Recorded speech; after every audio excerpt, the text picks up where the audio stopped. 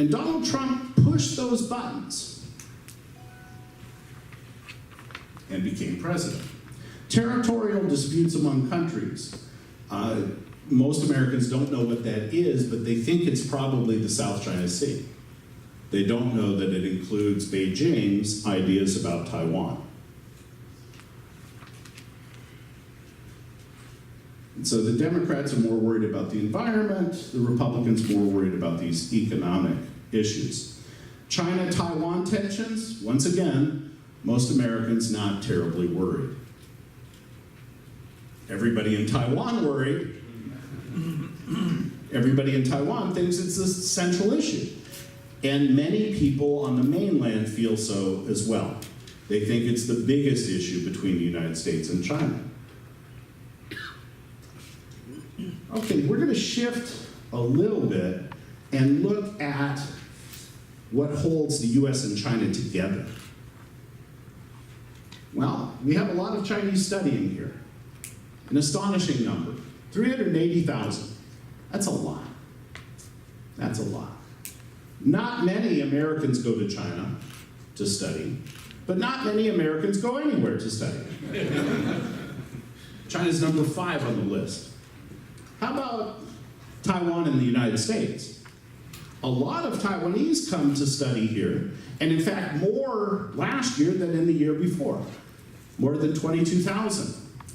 And not many Americans come to Taiwan to go to Taiwan to study, but slightly more than in the past. And many universities are working hard through Taiwan programs, through fellowships and things like that, to attract American students.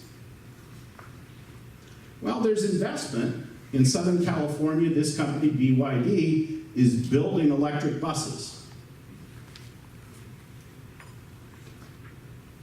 Haier in South Carolina. Haier used to be the dominant Chinese business in South Carolina. But now Geely is producing Volvos in South Carolina. And BMW, still a German company, is producing cars in South Carolina for export to China. China buys twice as many, or 3 times as many Audis as America. I guarantee you that Germans are paying attention. And new businesses are going into South Carolina. But that's dropping off. In fact, off a cliff. China's investment shot up, and we saw it on the streets of Los Angeles. You saw it here in San Francisco, but it has fallen dramatically. A lot of Chinese are still coming, though. Do we have any Chinese visitors who happen to be in the hotel and want to come and learn about Taiwan? No? Okay. But there are Chinese customers in the hotel as we speak. As we speak. And I was alerted to a flag out front. Did you folks notice? I haven't gone out to take a picture yet, but I'm planning on it. American Airlines uses this hotel, and China Southern is American Airlines' partner. But visitors dropped off slightly. Does that have consequences? Absolutely. Free spending travelers are a great American export. It's a wonderful export. Why? What makes education and travel such great exports? That's your quiz question for the moment. Anyone? Tell me. What do you think? It's a wonderful export. Why? Good spending. Good spending. Good spending. The customer comes here. We don't actually send stuff. They come here and pick it up. It's a sweet deal. Education and travel. Now, if we look, I wish we had this kind of poll for Taiwan. And in fact, that might be an interesting project for us to undertake together. attitudes in Taiwan, attitudes in the United States towards each other. But if we look, we see that older people, my age, tend to have an unfavorable view of China. And people my age in China tend to have an unfavorable view of the United States. Younger people tend to have a more positive view. But again, because we're not allowed to ask questions, we don't know quite where things are in China today. I don't know what happened to my slide here, but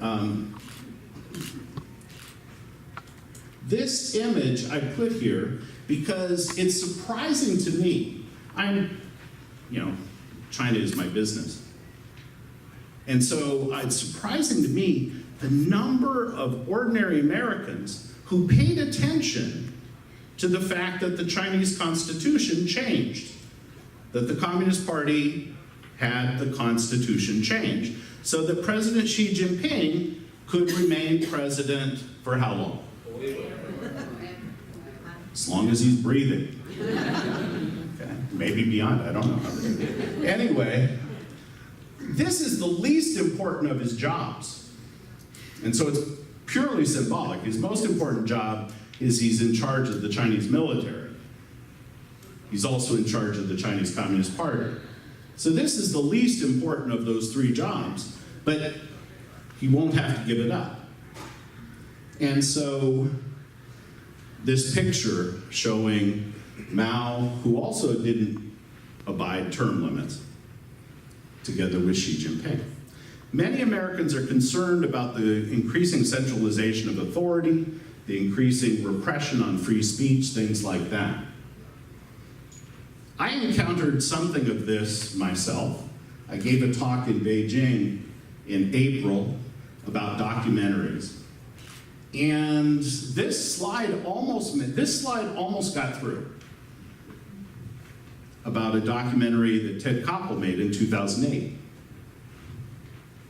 And I made some changes and it was okay. But this wasn't.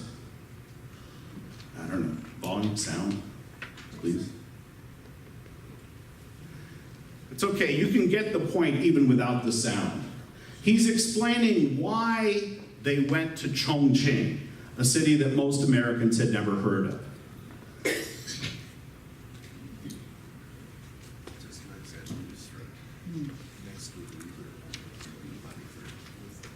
That's okay, we can just play it.